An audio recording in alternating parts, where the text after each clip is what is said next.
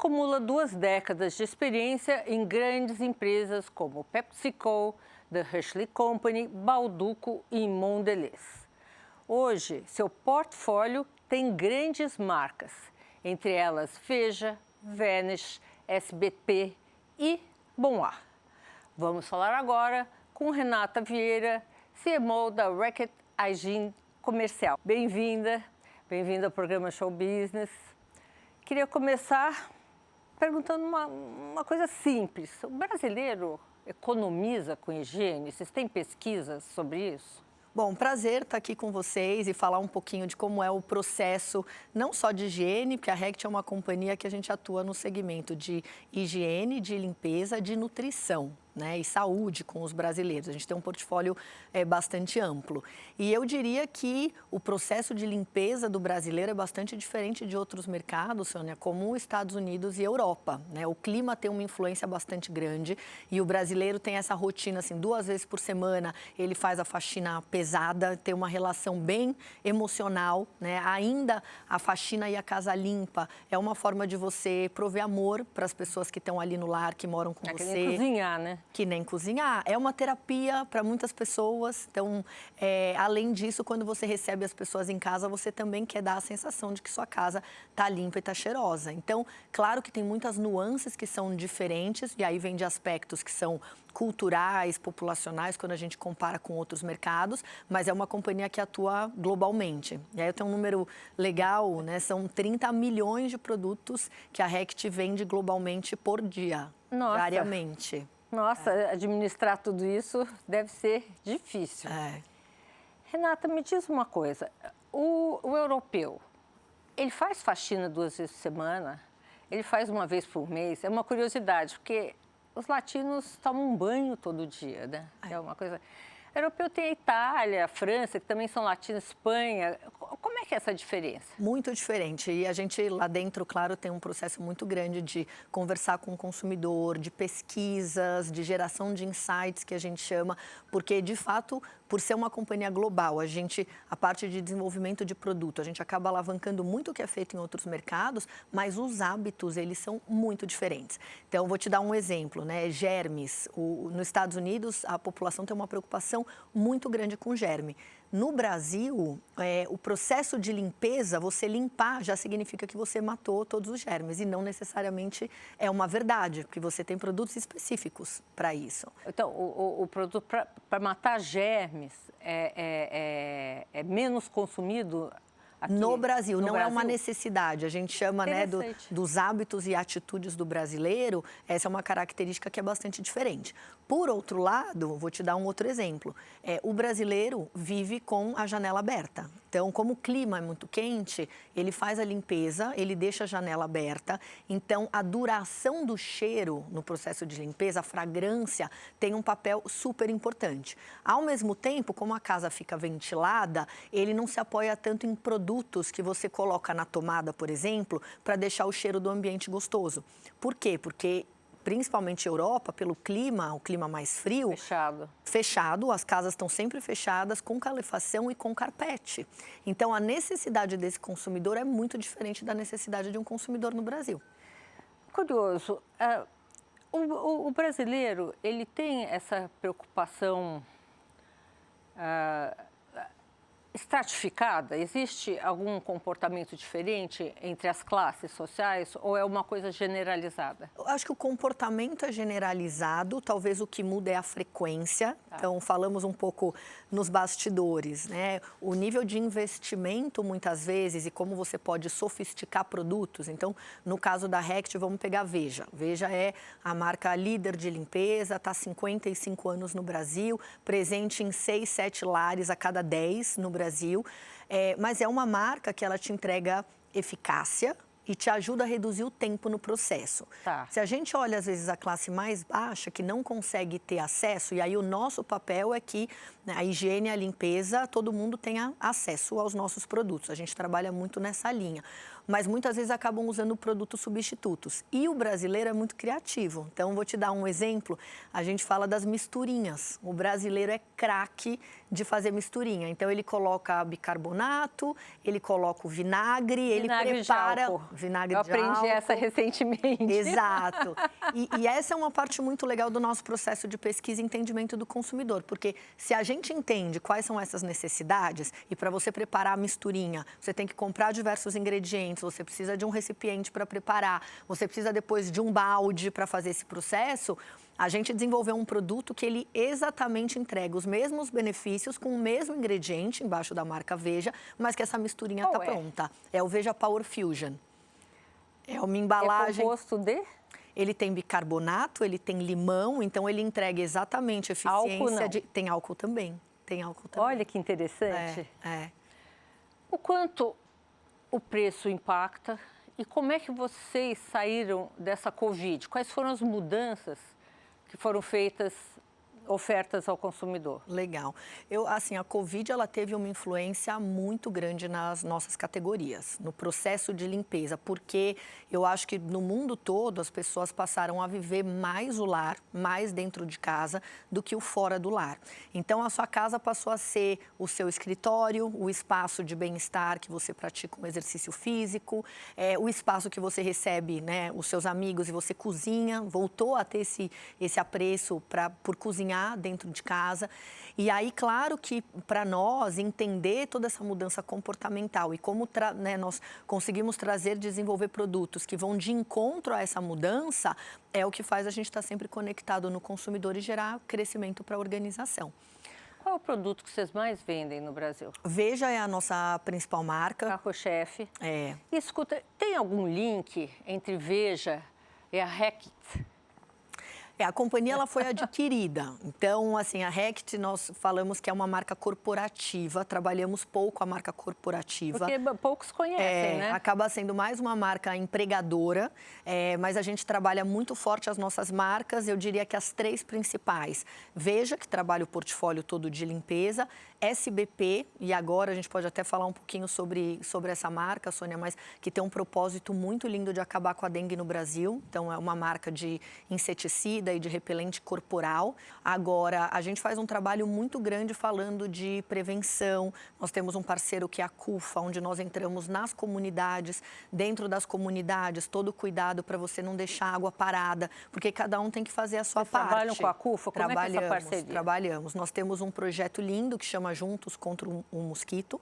Esse projeto visa impactar famílias, né, principalmente nas comunidades que têm condições mais vulneráveis, mas o educacional ele serve para a população inteira. Então, os cuidados que a gente tem que ter em casa para o mosquito não proliferar, ele está na nossa mão. E não adianta contar só com o vizinho se você não fizer o seu papel dentro de casa. Então, é um programa bastante colaborativo e que, inclusive, entramos nas escolas, porque as crianças têm um papel também bastante grande. Explica. Explico. Se nós pensarmos num repelente corporal, o ideal, assim como hoje as pessoas usam um protetor solar para prevenir um câncer, você deveria sair de casa com o uso de um repelente. Por quê? Porque os insetos eles estão ali nos rodeando o tempo todo e os insetos são transmissores de doenças. Então, muito do trabalho é ajudar essas crianças a serem os inspetores dentro de casa, desde identificar focos de água parada, fazendo uma alusão, um processo de teatro, então a gente usa muito da criatividade junto com a criança e, ao mesmo tempo, o estímulo do uso do produto para você sair protegido de casa ao longo do seu dia. Mas vocês defendem que a criança saia de casa já protegida? Agora... Fundamental. O adulto? Nenhuma criança também, né? Não deveria ir para a escola sem você estar protegido. Principalmente nesse ano que é um ano de El Niño. Então, são as temperaturas elevadas com muita chuva. Esse é o ambiente propício de proliferação. Essa recomendação, você acha que está sendo disseminada? Vocês sentem? Vocês estão entregando 4 vezes mais. Sim. Mas deveria ser 8, 10, 20? Eu acho que o tema tem sido bastante falado, né? Inclusive tem o lado social, né? O governo, as prefeituras. Vocês têm conversas com o governo de como... Como marca, nós normalmente estamos ali liderando, acho que é o nosso papel ser fonte de informação, manter ali a população, né? Também fizemos agora há pouco uma ação, inclusive, em um programa, falando sobre a importância do uso custoso num momento em que você fala, puxa, a demanda está superaquecida, às vezes o papel da marca é até tirar investimento, porque você não está conseguindo entregar. Mas a gente tem uma luta e um propósito que é muito maior, que é ajudar a população a se prevenir. Então a gente falou, não, é o contrário. Nesse momento, é a nossa responsabilidade. Esse surto de dengue está restrito ao Brasil?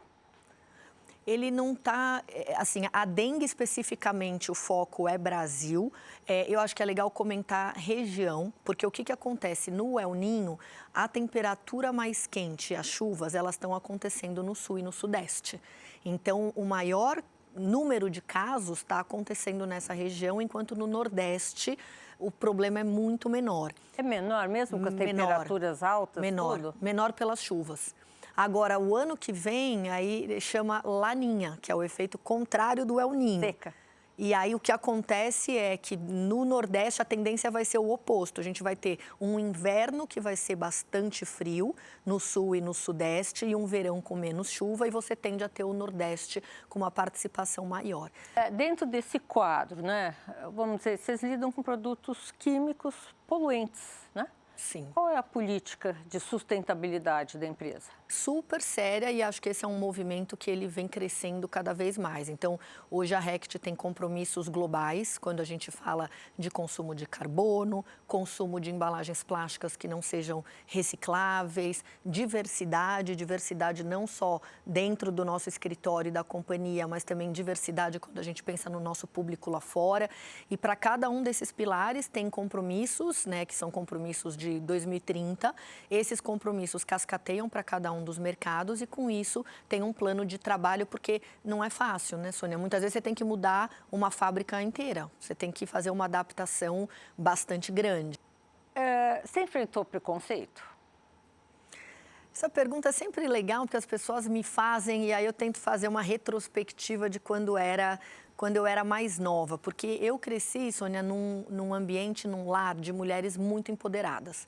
A minha mãe sempre teve uma vida profissional ativa, a minha avó sempre, né, italiana, sempre desempenhou um papel muito ativo.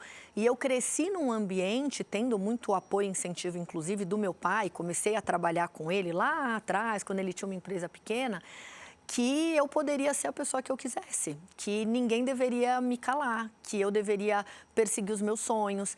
Então, claro que ao longo... Mas isso era falado? Isso era falado, era algo conversado. Ou era alguma coisa já... Eu acho que a frase que eu mais escutei da minha mãe a vida inteira foi, filha, tanto eu quanto a minha irmã, procure a sua independência financeira para você conquistar a sua liberdade. Então, eu cresci nesse ambiente... Mas foi uma frase que precisava ser dita, né? Precisava ser dita, mas estamos falando são 25 anos, né, no mercado corporativo. Mas aí você já teve outra segurança quando você entrou no sistema, né? Sim, sem dúvida. Então, quando eu acho que a gente tem apoio, tem base, tem valores... Agora, claro, Sônia, assim...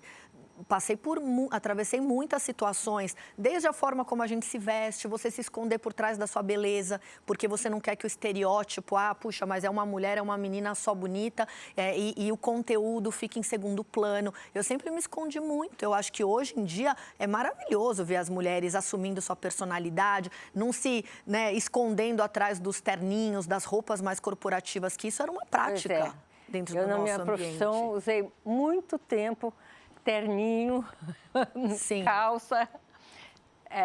Enfim, eu cobri a área de economia no jornalismo, eu procurava me apresentar... Padrão. No padrão. Hoje aqui estou colorida. De tênis, descolada. Mas que tipo de barreiras você enfrentou? Assim, você não é tão inteligente, você tem o mesmo cargo, você não vai ganhar tanto quanto o seu colega, porque ele é homem. O que você sentiu? Conta alguma coisa assim mais específica pra gente. Eu acho que tem, assim, vai muito da sua autoconfiança. Eu acho que é um processo que você tem que estar muito fortalecido você com você. Eu sempre fui a mesma pessoa dentro de casa e no ambiente corporativo. Então, eu acho que a autenticidade também é algo bastante importante. Sempre tratei as pessoas iguais e com muito respeito e sempre me fiz ser ouvida. Então, não tem essa, às vezes você está numa reunião e alguém direciona a palavra para o homem que está sentado do seu lado na mesa. Eu falo, dá licença, porque também quero falar e quero colocar minha opinião. Qual o comportamento das mulheres nesse tipo de situação? Acho que elas vêm ganhando cada vez mais força. Não, colegas, né? Elas Observa. têm essa mesma cabeça, elas trilham desse mesmo desejo ou elas se boicotam? Como funciona a concorrência feminina dentro de uma multinacional? Eu tenho, assim, hoje em dia eu participo de alguns grupos e tem um dos grupos, né, que a gente fala, uma sobe e puxa a outra. Porque é fundamental que você tenha parceiras do seu lado que estão ali dando apoio. Eu, por exemplo, estou numa cadeira de liderança. Então, muitas vezes as pessoas falam, puxa, mas trabalhar com cotas, fundamental, porque se a gente não começa a estipular e não coloca KPIs, então, qual o percentual, né, de mulheres dentro da sua liderança? Quando você olha para a agenda de diversidade, como ele é um movimento estrutural, talvez nesse começo se faça necessário, muitas vezes, estabelecer natural, né? Alguns padrões para que depois ele possa ser natural. Exatamente. Agora tem um movimento muito legal, crescente, de mulheres no conselho de organizações. E isso há 5 anos atrás, há 8 anos atrás, não existia. É muito interessante esse processo. Agora, eu fico imaginando um pouco a concorrência de homem, né? Executivo concorre com outro homem executivo. A mulher executiva concorre com a outra mulher executiva. Como é que funciona esse blending? E com os homens também, né? Então eu brinco, eu falo, chegou a nossa vez, porque e muitas vezes a mulher se coloca num papel de se sentir inferior, de você estar disputando espaço. É isso que eu queria abordar. Ela já entra com um outro olhar, né? Sim. Uma outra confiança. Mas dentro desse processo, você acha que o homem é mais competitivo ou é a mulher mais competitiva? Dentro de uma multinacional, onde a diversidade é grande, enfim, você tem todas as raças. O mundo corporativo, ele é um mundo bastante competitivo. Exatamente. Então, eu acho que talvez esse não seja um comportamento só de homens e mulheres. Talvez para o homem é um processo um pouco mais natural. Para as mulheres, tem sempre a síndrome do impostor, né? Então, você fez alguma coisa muito legal e alguém vai lá e te elogia, ela fica rebatendo o próprio elogio que ela recebeu. Aí você fala, aceita. Estão reconhecendo algo muito bacana que você fez e que você entregou. Enquanto para o homem, se ele fez uma coisa muito legal, ele já está esperando a promoção que vai acontecer no mês seguinte. Então, eu acho que a mulher precisa se livrar um pouco, né, dos estigmas, das amarras. Não é um processo fácil e aí eu brinco que eu sou privilegiada de ter vindo de um ambiente desde muito nova que me permitiu vivenciar isso. E hoje eu tenho um papel muito ativo, assim, na minha carreira, pelas companhias que eu passo, de engajar, de dividir, de humanizar. Eu acho que tem, assim, a humanização, a empatia e tem um lado de conexão emocional que acaba sendo um olhar que acaba sendo muito mais forte do que os homens. Então, eu vou te dar um exemplo, Sônia. Eu tenho 2 filhos. Eu sou mãe super orgulhosa de 2 filhos. Tenho a Isa de 12 e o Gabi de 7. Já estimulo muito a Isa a buscar por essa independência também. Eu não marco reunião à noite. Eu faço questão de tentar chegar em casa para jantar com os meus filhos, porque eu acabo ficando, muitas vezes, o dia todo fora. E seu marido também, não? Eu sou divorciada, então eu acho que são dinâmicas, né? Tem um parceiro super legal, então quando juntas somos 4 crianças, mas é mais fácil de conciliar essa dinâmica. Agora, eu tenho uma pessoa, claro, que me ajuda em casa, eu tenho o apoio da família. Eu falo muito que a gente precisa ter uma rede de apoio. Agora, Mas o homem também, né? O homem também, mas o se fazer Seres humanos, em geral. Se fazer presente vem da atitude individual de cada ser humano. E a mulher se culpa muito mais do que o homem. Então, eu acho que tem esse tema da presença latente, de você estar ali, que, de certa forma, você acaba influenciando e inspirando as pessoas que estão... Isso é parte da natureza, Da natureza. Renata, acha que as mulheres estão exagerando, por outro lado, querendo ter essa característica mais masculina? E como é que isso impacta dentro de uma empresa? Não vejo. Eu acho que essa divisão de tarefas que a mulher está buscando te dá um número super interessante. As mulheres que fazem só trabalho doméstico, elas poderiam impactar o PIB em 3 bi. se elas estivessem no mercado de trabalho.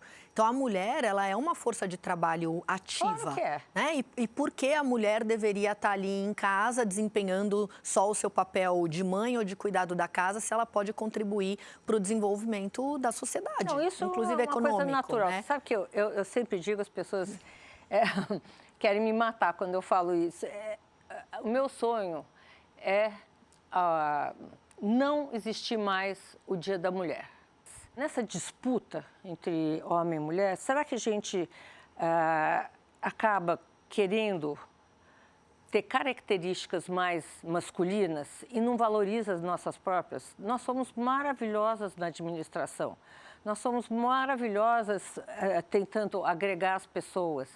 Então, eu acho que em todas as áreas, não só o mundo corporativo, que é onde eu fiz carreira, mas eu percebo que esse movimento ele vem acontecendo. Talvez, Sônia, o ponto da mulher é lidar com essa culpa. E como eu fiz lá atrás, quando eu comecei, acho que primeiro ter uma rede de apoio. Segundo, entender que os pilares da minha felicidade não estavam só nos meus filhos e na minha casa. O meu trabalho é super importante, a minha rede de amigos é super importante, né? Eu construir, ter a oportunidade de conviver com pessoas que me agregam, que me aportam, isso é super importante para mim. Então, eu estou usando eu como exemplo, porque talvez seja mais fácil. Mas se você fosse homem, você também poderia ter a mesma cabeça, né? Uhum. Eu não quero ficar em casa, enfim... Eu conheço eu tenho 2 amigas cujos maridos ficam em casa cuidando das crianças e elas trabalham. Está mais frequente hoje em dia. É mais frequente. Não tem nada demais. Mas eu acho que como fazer isso caminhar junto e agregar numa empresa grande? Como que você traça esse caminho? A minha curiosidade é essa. Eu acho que esse ponto do agregar e caminhar junto e ter colaboração e ter empatia e ter troca, isso é fundamental. Então, eu tenho, o par que eu mais troco dentro da Rect é um homem, da área comercial. E a gente faz muito essa divisão de papéis. Olha, puxa, hoje eu estou indo para um lado porque eu tenho uma reunião, pode deixar que eu te represento na outra. Independente se fosse, sendo um homem ou uma mulher, eu acho que essa troca é uma coisa natural, sem dúvida, sem dúvida. Aonde eu acho que ainda tem espaço para algum tipo de viés. Puxa, abre uma posição. Muitas vezes acaba ainda tendo preferência, não estou falando na Rect, eu estou falando isso em geral, Você vê que acaba ainda tendo uma predisposição de um lado do que do outro. E aí eu acho que o nosso papel é tentar influenciar. É porque a mulher tem filho? Isso, claro que isso conta, Conta. Vai ficar... Agora, na maior parte dos países, os pais têm a mesma licença que as mulheres. Uhum. Eles passam afastados da empresa ao mesmo tempo. Algum dia chegaremos lá? Eu acho que está caminhando cada vez mais, até para esse conceito de família expandida, independente do gênero. Então, eu acho que isso é algo que está caminhando, a legislação também tem que apoiar nesse sentido, mas tem muitas companhias, talvez ainda não chegou nos 5, 6 meses, mas tem companhias já dando um período muito maior de licença, porque o pai deve, inclusive, não só ter participação ativa, mas construir vínculo nessa etapa que é super importante. Em termos de diversidade, como é que isso funciona? Essa é uma bandeira, eu diria, dentro da Rect bastante forte. Então, antiga? Diversidade antiga, acho que desde que eu cheguei na companhia já era uma agenda que se movia numa velocidade constante. Então, desde diversidade de gênero, diversidade de raça, diversidade de pensamento, que eu acho que também é muito importante, Você tende a buscar muitas vezes times e equipes que pensam como você, porque no final do dia facilita a dinâmica e o trabalho. É o algoritmo das redes sociais, Exato. Você acaba só vendo o que te interessa, a mesma coisa. E acho que tem ficado cada vez mais comprovado como essa diversidade de pensamento também aporta, cocria junto, essa escutativa, entender as motivações, que são motivações completamente diferentes do ser humano. Para às vezes, a motivação é você ser promovido e ser reconhecido no ambiente de trabalho. Para outro, a motivação é você ter a sexta flex, que a gente chama, por exemplo, de short Friday. Você tem a sexta-feira livre para você cuidar dos seus temas pessoais, para você marcar um médico. Então, eu acho que isso também é um outro papel que as organizações vêm evoluindo bastante, de promover. Quando você entrevista uma pessoa hoje para contratá-la, o que você procura? E como isso é diferente do que você procurava há 10 anos atrás? Olha, eu acho que hoje em dia é menos sobre os skills técnicos. Exatamente. E muito mais sobre a habilidade de liderança e inteligência emocional. Raciocínio lógico, eu diria que essas são as 3 áreas. É muito incrível que a técnica, ela é muito importante, todo mundo tem que ter, você tem que estudar, etc. e tal. Mas, se for só isso, é muito difícil. Nessa entrevista hoje, gente, quantas vezes eu falei em números, né? Eu quero saber das habilidades que ela tem. Eu não quero conversar sobre o faturamento X, tal. Vocês dão um Google. Dá um Google, vocês acham lá. Agora, essa habilidade de agregar, de olhar e de conseguir construir um futuro junto, essa liderança é muito importante. E vou puxar a sardinha para o nosso lado, né? A liderança feminina é mais efetiva. A gente tem que acreditar, né? Eu acredito. É óbvio que a gente tem que defender essa bandeira, sem dúvida. Ó, Renata, a gente está chegando aqui no final da entrevista. Eu queria muito agradecer a sua participação e espero vê-la outras vezes aqui com a gente. Muito obrigada, foi um prazer estar aqui com você. Acho que esse papo possa ter inspirado outras mulheres. E eu sempre brinco que a conversa entre mulheres não tem que ser para a audiência feminina, ela tem que ser majoritariamente para a audiência masculina. Então eu espero que a gente também tenha uma audiência masculina bem interessada ali do outro lado para continuar construindo essa rede de apoio e possibilitando que a mulher se fortaleça no ambiente de trabalho cada vez mais. Obrigada, então, Renata. Eu que agradeço, foi um prazer estar aqui com vocês. O programa de hoje está terminando. Obrigada pela companhia e até a semana que vem aqui na Band News TV.